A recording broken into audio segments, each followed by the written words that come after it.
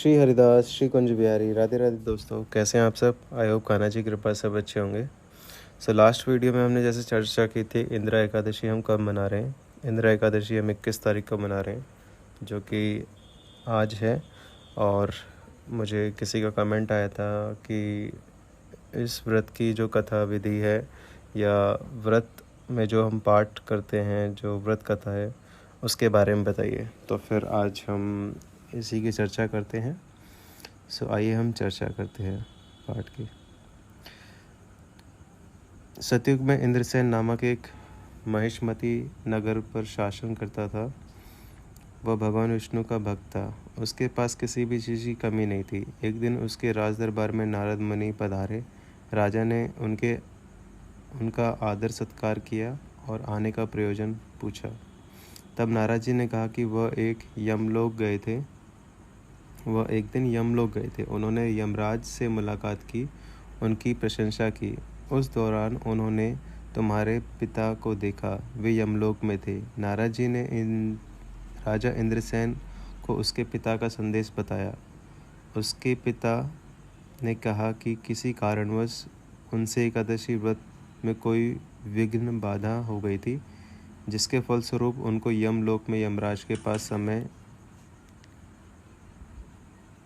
समय व्यतीत करना पड़ रहा है। यदि तुमसे संभव हो सके तो अपने पिता के लिए इंदिरा एकादशी का व्रत करो। इससे वे यमलोक से मुक्त होकर स्वर्गलोक में स्थान पा सकेंगे।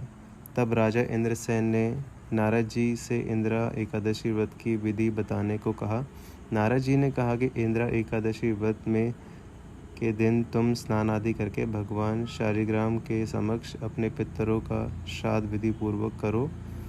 ब्राह्मणों को फलाहार और भोजन कराओ, फिर उनको दक्षिणा दो। इसके बाद बचे हुए भोजन को गाय को खिला दो।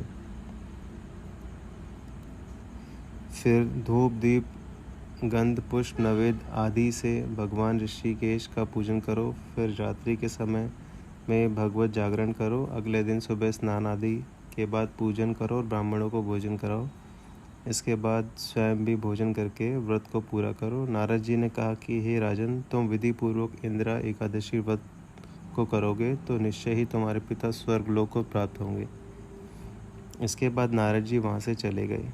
जब अश्विन माह के कृष्ण पक्ष की एकादशी आई तो राजा इंद्रसेन ने विधि पूर्वक इंदिरा एकादशी व्रत किया। इस व्रत के पुण्य प्रभाव से उसके पिता यमलोक से मुक्त होकर विष्णु लोक को चले गए। मृत्यु के बाद राजा इंद्रसेन को भी स्वर्गलोक की प्राप्ति हुई। आई होप आपको ये कथा सुनकर अच्छा लगा होगा। और ये कथा है इंदिरा एकादशी व्रत की। मुझे रिक्वेस्ट आई थी तो मैंने इसलिए आपसे शेयर किया। और आई होप आप सब इस कथा को दोबारा से सुन लेंगे जब भी आप अपना पूजा करेंगे और कथा या व्रत का समापन करेंगे। उससे पहले या पूजा पाठ करेंगे उस समय आप कथा को सुन सकते हैं। बाकी कैसा लगा आप सबको जान करके कथा के बारे में? और अगर इससे रिलेटेड कुछ भी आपको टॉपिक जानना चाहते हैं, आप मुझे कमेंट करके बताइए, मैं आपसे शेयर करूँगा। और भी कथा विधि ऐसी हम चर्चा करते रहेंगे आगे। बाकी मिलते हैं नेक्स्ट वीडियो में अगली चर्चा के साथ। श्री हरिदास, राधे राधे।